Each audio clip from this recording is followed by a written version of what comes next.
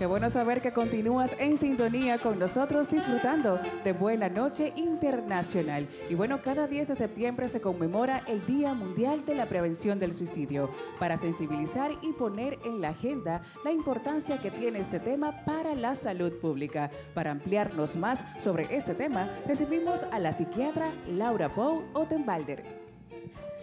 Así es, gracias vos. Efectivamente nos acompaña esta gran profesional de la ciudad de Santiago de los Caballeros, la doctora Laura Pou, y en un momento tan oportuno, conmemorando en el día de hoy el suicidio de manera internacional, con un lema muy particular: cambiemos la narrativa. Doctora, ¿cómo se siente de acompañarnos? Feliz de estar aquí con ustedes hablando sobre este tema tan importante y que muchas veces no conversamos lo suficiente y la gente no conoce las cosas que tiene que conocer para poder ayudar a las personas que están pasando por una situación que tenga que ver con todo lo que tiene que ver el suicidio. Doctora, bienvenida, y de verdad Gracias, que para Jan. nosotros es un privilegio tenerla por aquí en Buenas Noches. Ay, no, para mí es el privilegio de estar aquí con ustedes acompañándolos. Gracias, gracias. Con relación a la prevención del suicidio, ¿cómo se puede lograr eso? Mira, realmente las personas que tienen, o sea, hay diferentes espectros dentro del suicidio. No todo el mundo dice de un día para el otro, me voy a suicidar o tengo planificado suicidarme. Muchas personas comienzan teniendo ideaciones sin planificación. Entonces, el nivel de peligrosidad se evalúa dependiendo de lo que está pasando en la cabeza de ese paciente. Claro, a medida de que vamos avanzando y tenemos un paciente que está teniendo ideación con planificación, eso quiere decir que tenemos que prestarle un poquito más de atención. Y ya un paciente que tiene planificación es un paciente que tiene la premeditación y que debe de ser atendido con urgencia. Obviamente, un intento suicida es una urgencia psiquiátrica y debe de ser atendido con la mayor brevedad posible. Entonces, la prevención consiste en determinar, en evaluar en dónde está ese paciente y actuar a partir de la posición de ese paciente con respecto a los pensamientos que está teniendo. Se podría decir que un 80 o 90% de los suicidios son prevenibles porque son suicidios premeditados. Okay. Hay un pequeño porcentaje que es sin premeditación y ya eso se hace un poquito más difíciles de uno poder identificar que ese paciente está en riesgo, pero la mayoría de los suicidios sí son prevenibles. Okay. Acaba de mencionar una palabra vital, diría yo, que es identificar. ¿Cómo uno como familiar, como esa persona que está cercana a aquella que tiene la situación de salud, vamos a hablar de la salud mental para llegar Claro que sí. al tema del suicidio? ¿Cuáles serían esos puntos principales que uno puede identificar dentro de esa persona? Mira, Cristal, es importante valorar el cambio de conducta del paciente. Un paciente que vaya, primero que tenga como factor de riesgo una enfermedad mental, siempre va a tener mayor porcentaje a pensar en el suicidio.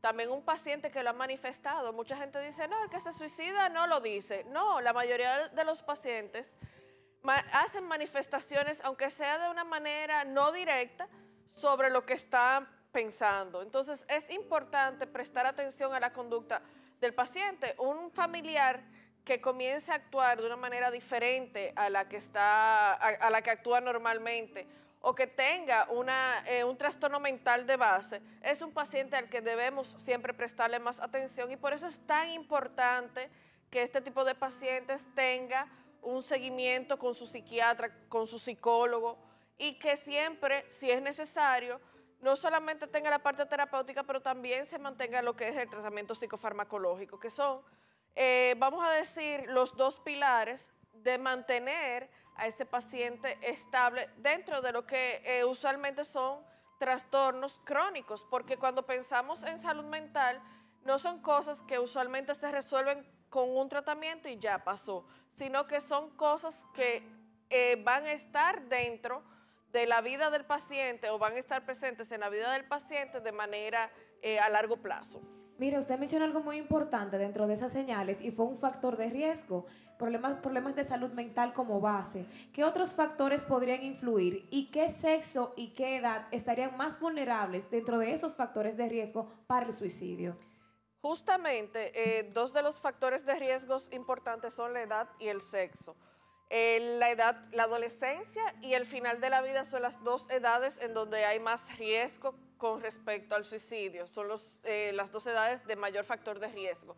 La adolescencia porque es un momento en donde hay cambios hormonales, en donde hay cambios a nivel del neurodesarrollo y el paciente, bueno, está tratando de lidiar con eso, está encontrándose a sí mismo, está lidiando con situaciones de un paso de edad que es muy importante. También en la adultez mayor, porque muchas veces se hacen diagnósticos de enfermedades crónicas, las personas dejan de funcionar de la manera que funcionaban anteriormente, no se sienten tan útiles, se retiran y pierden el sentido de la vida, se sienten que no son necesarios. Entonces es importante prestar atención a estas dos etapas básicas de la vida. Correcto. Con respecto al sexo, los hombres tienden a consumar más el suicidio, o sea, Wow. hay más muertes por suicidio en los hombres, 3.5 a 1 en proporción. Wow, pero mucho. Sin embargo, las mujeres tienen más intentos. Lo que pasa es que los hombres usualmente buscan métodos más definitivos.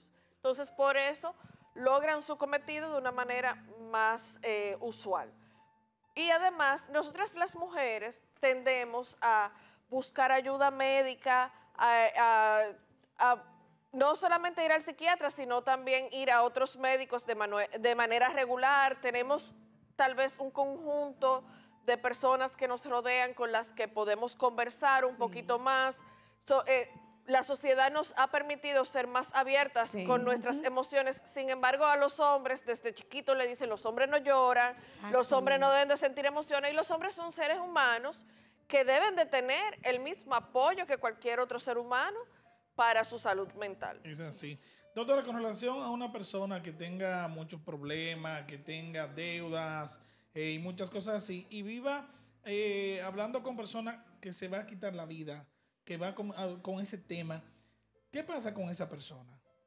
Mira, el factor de la economía también es un factor de riesgo. Cuando una persona cambia de estatus socioeconómico de una manera abrupta, eso es un factor de peligro. Cuando una persona se divorcia o cuando una persona está en una relación tóxica, una relación de maltrato, también esos son factores que se van agregando.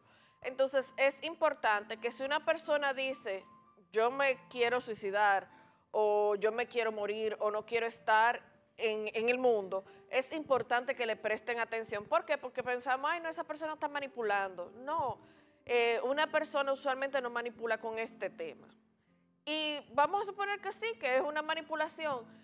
Lo mejor sería prevenir. ¿Por qué? Porque ya después de que la persona hace lo que, ¿verdad?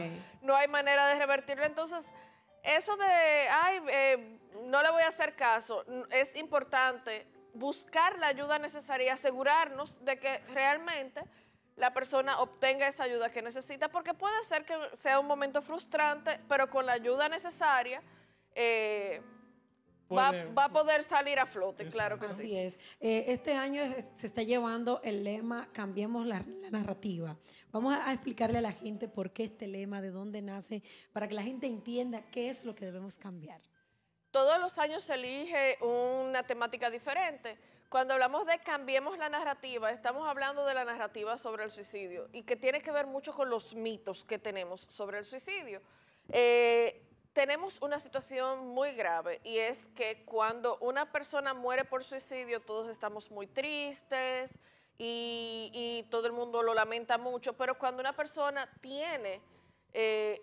está suicida, usualmente se desvaloriza o se le resta importancia a eso. Entonces, cambiar la narrativa significa que vamos a cambiar la visión que tenemos sobre los pacientes que tienen ideación suicida, sobre los pacientes que manifiestan querer quitarse la vida.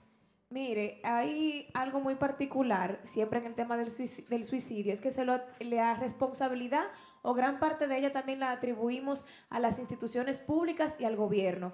De hecho, este 1 de septiembre salió ya la línea totalmente gratis telefónica para toda la República Dominicana, donde usted puede marcar a ese número de teléfono que está en la plataforma de nuestra primera dama Raquel Arbaje. Ese número le permite a la persona desahogarse. Me imagino que detrás hay una persona experta, un psicólogo o psiquiatra que le va a asistir y usted de manera gratuita puede marcar a ese número de teléfono. Lo instauró la primera dama junto a un equipo de profesionales desde el 1 de septiembre y creo que desde las 8 de la mañana hasta 12 de la medianoche está funcionando la línea, que es una intervención muy propicia. Pero ya nosotros aquí, estos seres humanos comunes, por llamarnos así, ¿qué podemos hacer para intervenir de una manera efectiva a esa persona que sabemos que está pasando por una situación grave, depresiva o llegando casi a tomar esa decisión de suicidio? Mira, las intervenciones de política pública son fundamentales. Entonces, tener un buen equipo de salud mental que sea accesible para todo el mundo, como dices tú, la línea que se está utilizando, que ya tiene un cierto tiempo, pero creo que se ha ampliado el horario y se ha difundido un poquito más, es importante porque puede en el momento ayudar a una persona a salir de la crisis. Como familiares, como allegados, como amigos, escuchar, no quitarle importancia y actuar, porque muchas veces no actuamos a tiempo, no le decimos vamos a buscarte ayuda profesional, porque una persona que está pensando en que ya su vida no es importante es porque necesita ayuda profesional. Entonces es súper importante que esos familiares, esos allegados hagan las diligencias para que esa persona tenga el acceso a la ayuda que necesita. Y otra cosa es que pensamos, otro de los mitos que siempre decimos es, ay, que esa persona, que si no, aunque uno le ayude, no. Que no se deja ayudar a veces. Sí, pero muchas veces esa persona está tan sumida en lo que le está pasando, en ese dolor que está viviendo, que realmente necesita ese empujón y esa orientación de las personas que le rodean. Entonces es súper importante el apoyo de la familia y de los allegados de ese paciente que está en un momento difícil. Doctora, ya de mi parte, por último, con relación a eso, una persona que no quiera ir al médico por HOR, esa persona, ¿cómo puede ayudarlo a esa persona?